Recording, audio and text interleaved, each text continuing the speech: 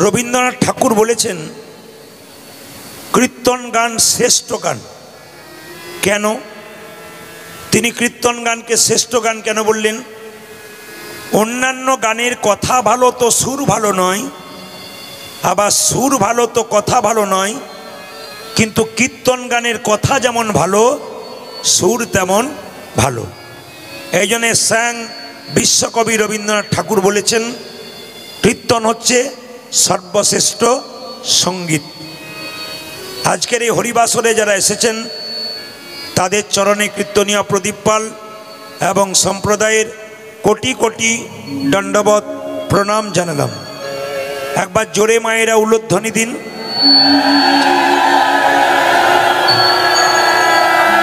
বেশ বেশ বেশ বেশ। যারা সামনে বসবে তাদেরই তো জ্বালা বেশি, পেছনে যারা বসে আছে তারা নিশ্চিন্তে বসে আছে, বলে আমাদের বলে নাই, যাদের সামনে বলেছে তারা দেবে। যে দেবে তার মঙ্গল হবে, আপনি দেবেন না আপনার মঙ্গল হবে না। তাই যে যেখানে মায়েরা যেখানে বসে আছেন প্রত্যেকটি মা যারা উলুধ্বনি দিতে জানেন আর একবার জোরে নিতাই গৌর হরিবোল বলে দিন।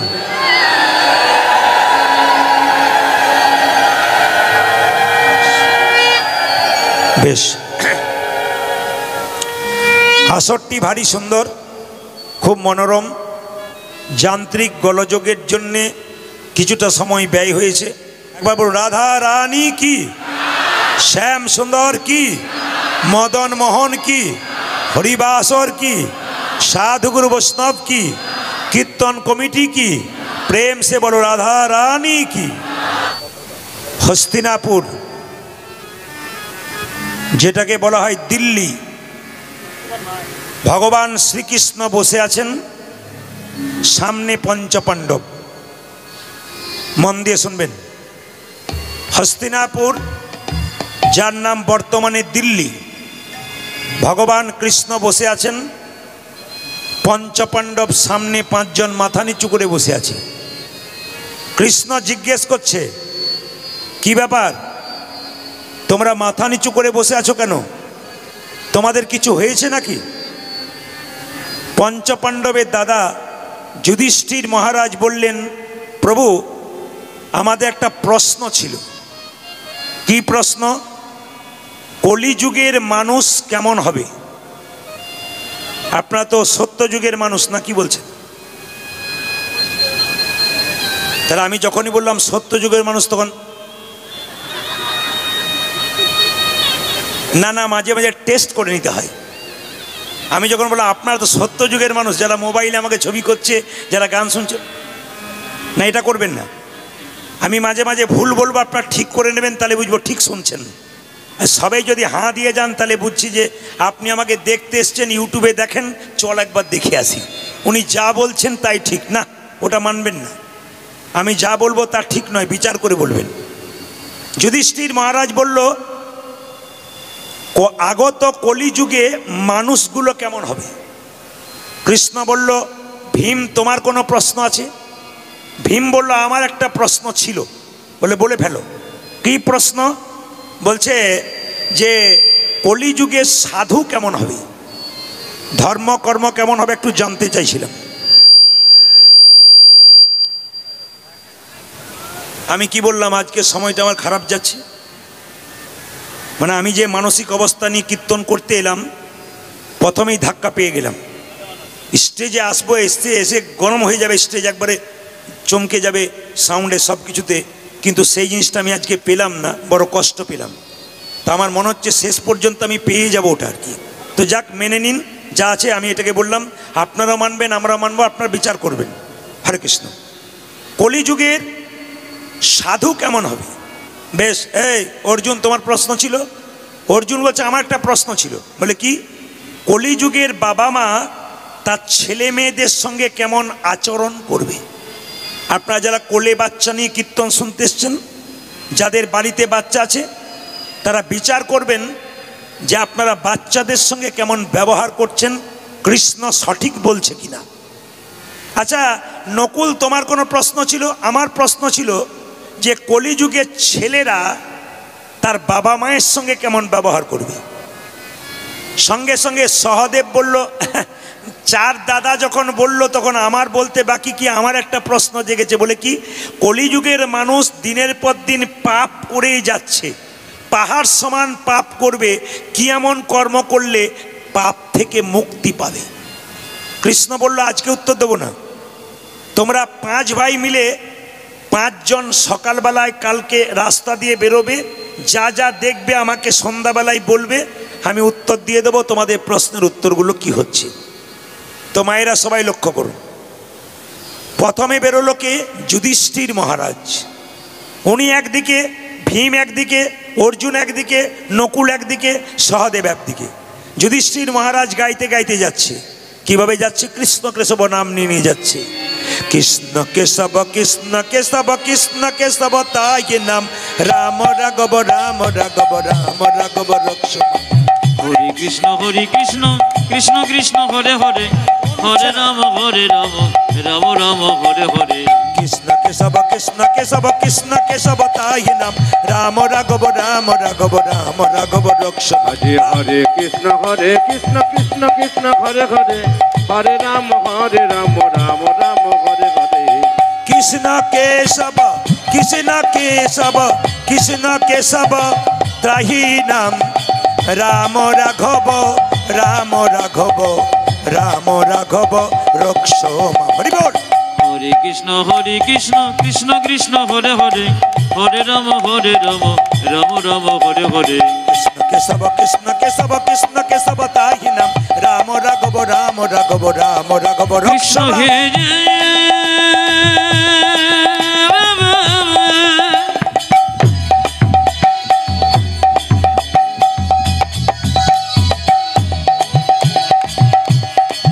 কৃষ্ণ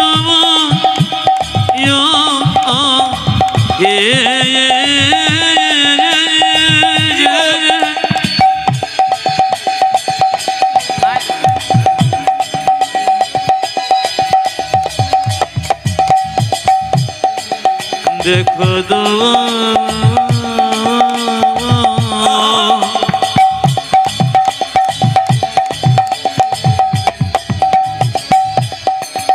কৃষ্ণ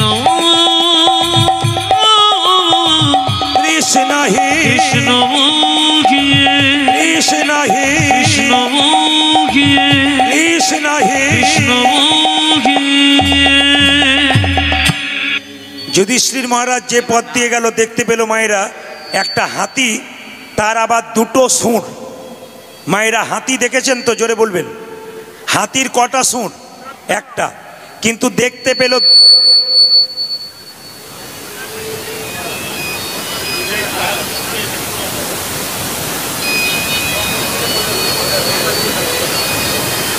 এখন ম্যানেজার চলে গেছে, অ্যাসিস্ট্যান্ট চালাচ্ছে। ম্যানেজার থাকলে তাও হয় কিছু, ইনি ম্যানেজার, মানে চালানোর ম্যানেজার আর কি। মাইকের ম্যানেজার বলি না, চালানোর ম্যানেজার। মাস্টার চাই। হরে কৃষ্ণ, জয় নিতাই জয় নিতাই জয় নিতাই জয় নিতাই জয় নিতাই জয় নিতাই। টোনগুলো বাড়ো। জয় নিতাই জয় নিতাই। বেশ, এটা কমিও না। হরে কৃষ্ণ, সবাই লক্ষ্য করুন তো। কৃষ্ণ কি, যুধিষ্ঠির মহারাজ কি দেখলো? মা হাতি দেখলো। কতার সুর দেখলো? জোরে বলুন। 2টো। বাহ, উত্তর দেবেন আপনারা। ভীম যখন যাচ্ছে তখন দেখতে পেল একটা নদীতে একটা মরা বস্তু ভেসে ভেসে আসছে। একটা পাখি তাকে ঠুকরে ঠুকরে খাচ্ছে। আশ্চর্যের ব্যাপার, পাখিটার গায়ে কৃষ্ণ নাম লেখা, কিন্তু মরা জীবটাকে। জোরে উলুধ্বনি দিন, নিতাই গৌর হরি হরি বল। আস্তে আস্তে। ভীম যখন গেল, আস্তে, শব্দ না করে মন দিয়ে শ্রবণ করুন। ভীম যখন গেল তখন দেখতে পেল কি মা, একটা মরা জন্তু নদীতে ভেসে ভেসে আসছে। একটা পাখি সেই জন্তুটাকে ঠুকরে ঠুকরে খাচ্ছে, তার শরীরে কৃষ্ণ নাম লেখা। বেশ, তা দেখলাম। অর্জুন দেখতে পেল রাস্তা দিয়ে যেতে যেতে একটা গাভী একটা বাচ্চা প্রসব করলো। বাচ্চাটা প্রসব করে বাচ্চার গাটা চাটতে চাটতে গাভী বাচ্চাটাকে মেরেই ফেললো। মানে বাচ্চার গাটা চাটতে চাটতে এত জোরে চাটতে শুরু করলো, চামড়া ছেড়ে রক্ত বেরোতে লাগলো। এক সময় বাচ্চা বাছুরটা মরে গেল, চমকে গেল। গাভী তো তার বাচ্চাকে আদর করে, কিন্তু আদর করতে করতে মেরে ফেলে, এ কেমন ব্যাপার? নকুল গিয়ে দেখলো 3টে গর্ত, 1 2 3, প্রথম গর্তের জল তৃতীয় গর্তে, তৃতীয় গর্তের জল প্রথম গর্তে, আর মাঝখানে গর্তটা ফাঁকা। চমকে গেল নকুল, 3টে গর্ত দেখলাম, প্রথম গর্তের জল তৃতীয় গর্তে, তৃতীয় গর্তের জল প্রথম গর্তে, মাঝখানে গর্তটা ফাঁকা। সহদেব আবার দেখলো, সে তো আবার চমকে গেল, একটা বিরাট বড় পাহাড় থেকে বিরাট বড় পাথর গড়গড় করে পড়ছে স্পিডের মুখে, যেন মনে হচ্ছে গাছ বাড়ি সব ভেঙে দেবে। অবাক ব্যাপার, একটা ঘাসের ডগায় এসে পাথরটা থমকে গেল। ঘাসের ডগায় পাথর থমকে যায়? চমকে গেল যে ঘাসের ডগায় কেন পাথরটা থমকে গেল। আচ্ছা ঠিক আছে, কৃষ্ণকে গিয়ে বলবো। ভগবান কৃষ্ণ সন্ধ্যাবেলায় এলেন, এই যে পঞ্চপাণ্ডব এদিকে এসো। যুধিষ্ঠির তুমি কি দেখলে? ও মায়েরা, যুধিষ্ঠির তুমি কি দেখলে? আমি দেখলাম একটা হাতি, তার সব কিছু ঠিক আছে, 2টো সুর দেখলাম। কেন দেখলাম? কৃষ্ণ বলল তুমি ভুল দেখোনি, ঠিকই দেখেছো, এই হাতিটা হচ্ছে কলি। বলে কেন? এ শিক্ষা দিচ্ছে, তোমার প্রশ্ন ছিল কলিযুগের মানুষ কেমন হবে।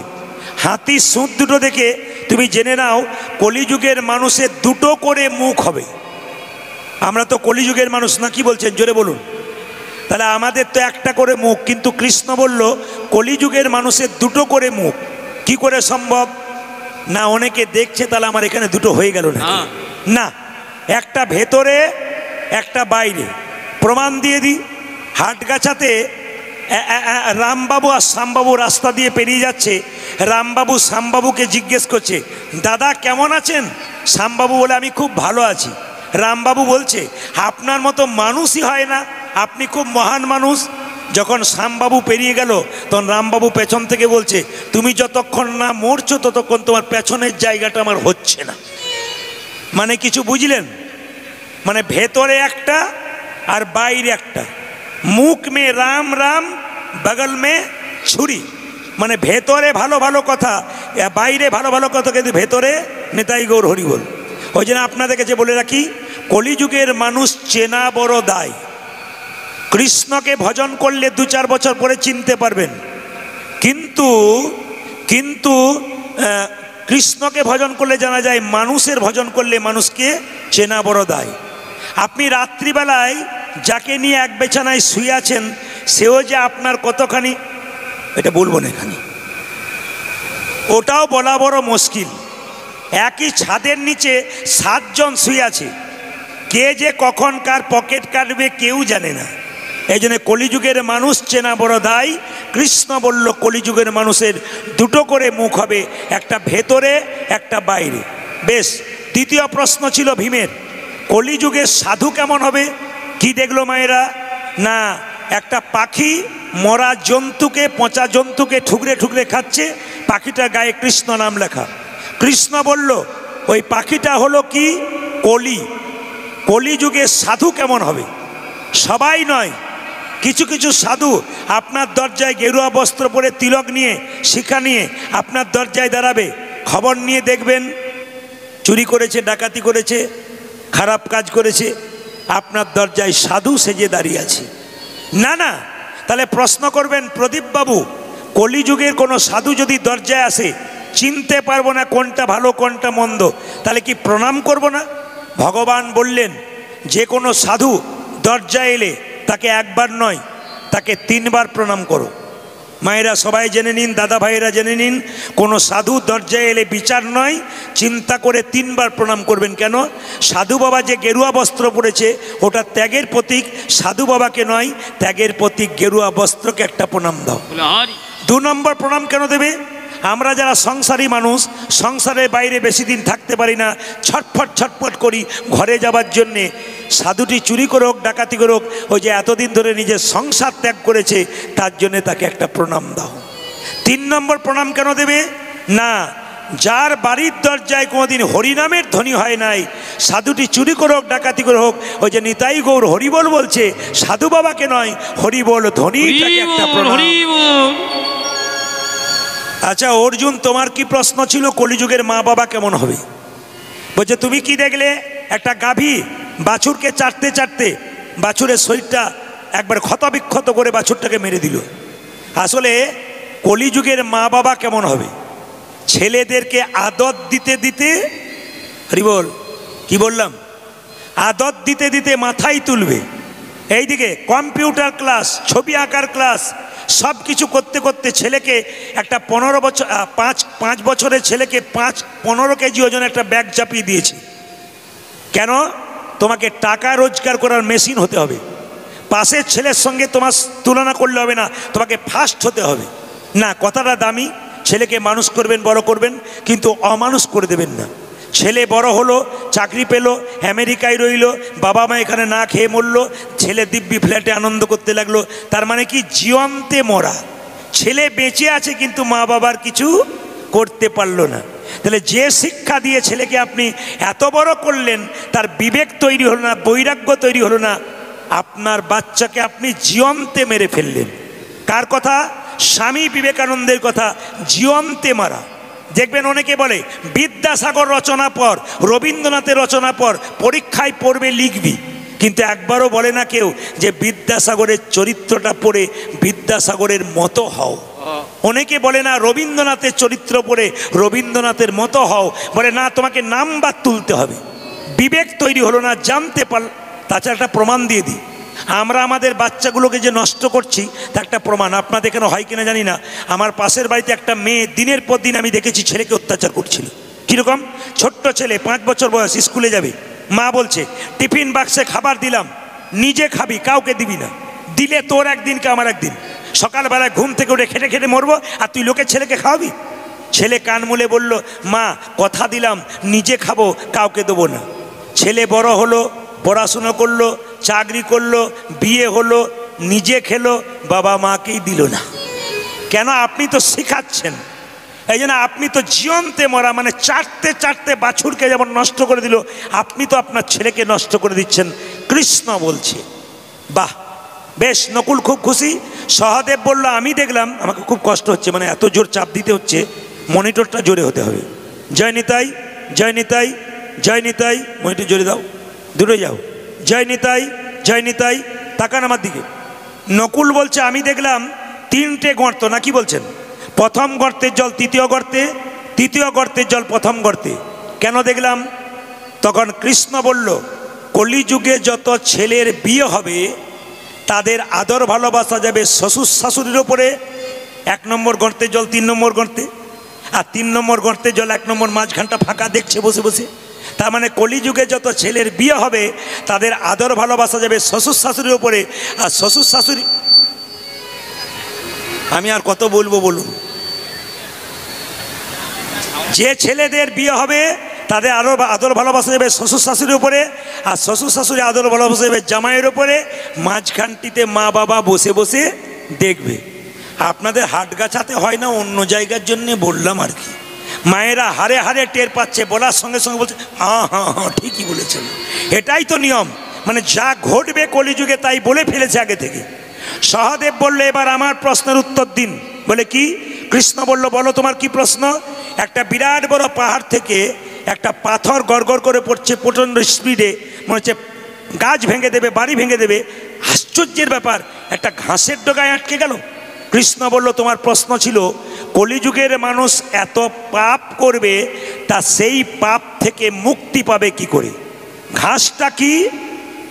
ভগবান বললেন, কলিযুগে কেউ যদি খাইতে শুইতে যথাতথা ঘাসের মতো একটু তৃণাদপি হয়ে ভগবান শ্রীকৃষ্ণের নাম করতে পারে, তবে তার পাহাড় নামের দ্বারা। তাই সবার কাছে নিবেদন রইল, 10এ 5এ সবে মিলে দ্বারেতে বসিয়া কীর্তন করহ সবে, হাতে তালি দিয়া। সবাই হাত ওঠান, যার আছে তিনি তুলবেন, যার নাই তোলার দরকার নাই। সবাই মিলে মহাপ্রভুর কথা কি? 7এ 5এ সবে, 10এ 5এ সবে মিলে দাঁড়িতে বসিয়া কীর্তন করহ সবে, হাতে তালি দিয়া। সবাই তালি দিয়ে হরি হর ইয়ে নম কৃষ্ণ নম কৃষ্ণ যাদবায় নম হরি হর নম কৃষ্ণ যাদবায় নমো হরয়ে নম কৃষ্ণ যাদবায় নম। হরি হরয়ে নম কৃষ্ণ যাদবায় নম। ও যে যাদবায় মাধবায় কেশবায় নম। হাই হাই যাদবায় মাধবায় কেশবায় নমো ও যে যাদবায় মাধবায় কেশবায় নম। পূজাজি যাদবায় মাধবায় কেশবায় নম। ও যে গোপাল গোবিন্দ রাম শ্রী মধুসূদন।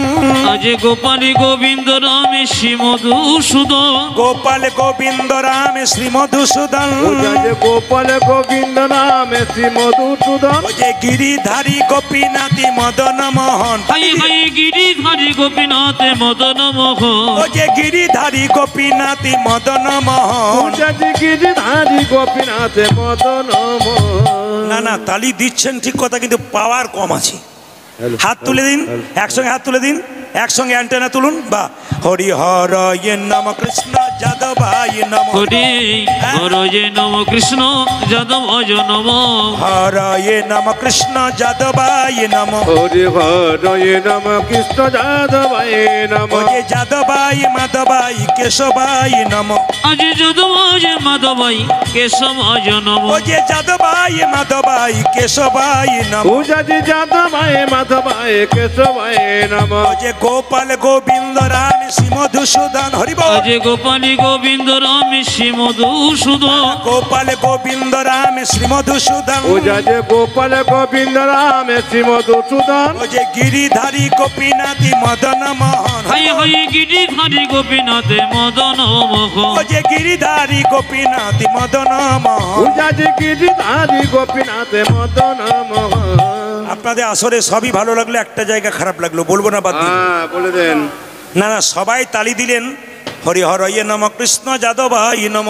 কৃষ্ণ তালি দিচ্ছেন, দু চারজন কিন্তু হরি হরয়ে নম কৃষ্ণ যাদবায় নম যাদবায় মাধব। এদের জন্য আমার যে দিয়েছিল সে নামিয়ে দিন সে তাড়াতাড়ি নামিয়ে দিচ্ছে, বেটা আমাকেই দেখছে কেমন। না না, ফাঁকিবাজকে তো আগে দেখে না, কি বলছেন? সব জায়গাতে দু চারটা পার্টি থাকে, দেখবেন হাততালি দিতে বললে দেয় না কেন বলুন তো? ও তো সুপারির মতো, বাইরেও রস নাই ভেতরেও রস নাই, নিরস। তাই ভগবানের ভক্ত যারা হয়েছেন হাততালি দিয়ে আরেকবার হয়ে যাক। হরি হরয়ে নম কৃষ্ণ যাদবায় নম। হরে হরয়ে নম কৃষ্ণ যাদবায় নমো হরয়ে নম কৃষ্ণ যাদবায় নম। হরি হরয়ে নম কৃষ্ণ যাদবায় নম। যাদবায় মাধবায় কেশবায় নম। অগো যাদবায় মাধবায় কেশবায় নমো গোপাল গোবিন্দ রাম শ্রী মধুসূদন। পূজাজি গোপাল গোবিন্দ রাম শ্রী মধুসূদন। গোপাল গোবিন্দ রাম শ্রী মধুসূদন। আজ গোপালী গোবিন্দ রাম শ্রী মধুসূদন গিরিধারী গোপীনাথী মদন মোহন। পূজাজি গিরিধারী গোপীনাথ মদন ও যে মোহন। গিরিধারী গোপীনাথী মদন মোহন। হায় হায় গিরিধারী গোপীনাথ মদন মোহন এদেরটা বন্ধ করলাম, আপনাদেরটা নেব বলে। দেখি আপনারা কৃষ্ণর গাইতে পারেন। আজকে এই আসরটাকে মাতিয়ে দিন আপনাদের কৃষ্ণ কথায়। জোরে বলুন হরে কৃষ্ণ, জোরে হরে কৃষ্ণ।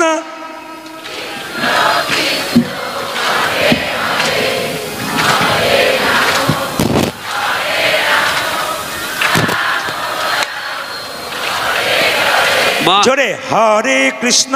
বাহ, দারুণ দারুণ আরো জোরে। খুব সুন্দর বাহ, সুন্দর, দারুণ। বলে হরি আরো জোরে হরে কৃষ্ণ, জোরে। বাহ, সুন্দর, দারুণ। হরে আরেকবার হরে কৃষ্ণ, জোরে। শেষবার বাহ, হরে রাম, জোরে। বাহ, দান দান দান। আগে কি আপনাদের কীর্তনের দলটল ছিল নাকি? দারুণ গাইছেন, একবার তালে তালে গান। হরে কৃষ্ণ কৃষ্ণ হ্যাঁ কৃষ্ণ কৃষ্ণ হরে হরে, হরে রাম রাম রাম হরে হরে। হরি বল। যোগ হরে কৃষ্ণ কৃষ্ণ কৃষ্ণ হরে হরে হরে রাম হরে রাম রাম রাম হরে হরে হরে কৃষ্ণ কৃষ্ণ কৃষ্ণ হরে হরে হরে রাম রাম রাম হরে হরে হরে কৃষ্ণ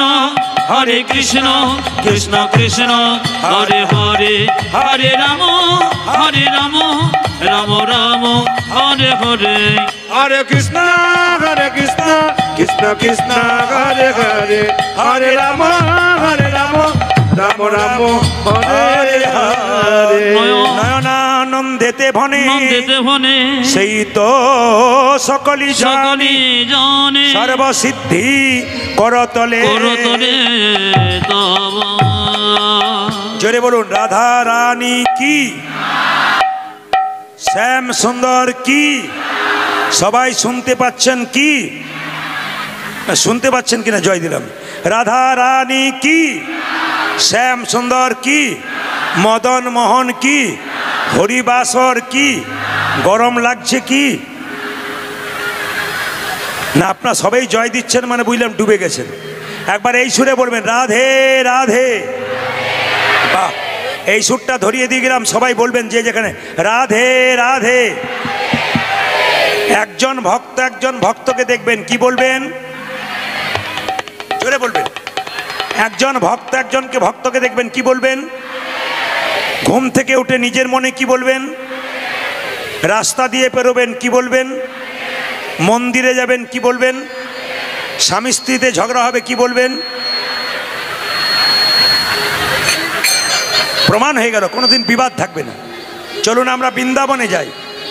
চলো রে চল মন, চলো হরি দর্শন, হরি দর্শন জয় রাধে জয় কৃষ্ণ কৃষ্ণ জয় বৃন্দাবন। একবারে চলো রে চলো মন, হরি দর্শন জয় রাধে জয় কৃষ্ণ জয় বৃন্দাবন। ওই একবার চলো রে আমার মন, হরি দর্শন জয় রাধে জয় কৃষ্ণ জয় গোবিন্দাবন। একবারে চলো রে চলো মন, হরি দর্শন জয় রাধে জয় কৃষ্ণ জয় বৃন্দাবন। কেশে ঘাট বংশী বট নিকুঞ্জ কানন কানন, কেশি ঘাটে বংশী নিকুঞ্জ কানন, কেশে ঘাট বংশী বট নিকুঞ্জ কানন। কেশে ঘাটে বংশী বট নিকুঞ্জ কানন, যেথায় হোলি খেলে আমার সে নন্দে নন্দন। আজ যেথায় হোলি খেলি আমার সে নন্দে নন্দন, যেথায় হোলি খেলে আমার সে নন্দে নন্দন। উদারি যেতে হোলি খেলে আমার শ্রীনন্দে নন্দন। চলো রে চল মন, হরি দর্শন জয় রাধে জয় কৃষ্ণ জয় বৃন্দাবন ধ্বনি। একবার চলো রে চলো মন, হরি দর্শন জয় রাধে জয় কৃষ্ণ জয় বৃন্দাবন। যেথায় আছে মা যশোদা স্নেহের শিরমণি, যেথায় আছে মা যশোদা স্নেহের শিরোমণি, যেথায় আছে মা যশোদা স্নেহের শিরমণি, যেথায় আছে মা যশোদা স্নেহে শিরোমণি, নিজের গোপালকে কোলে লয়ে খাওয়াতো নবনী।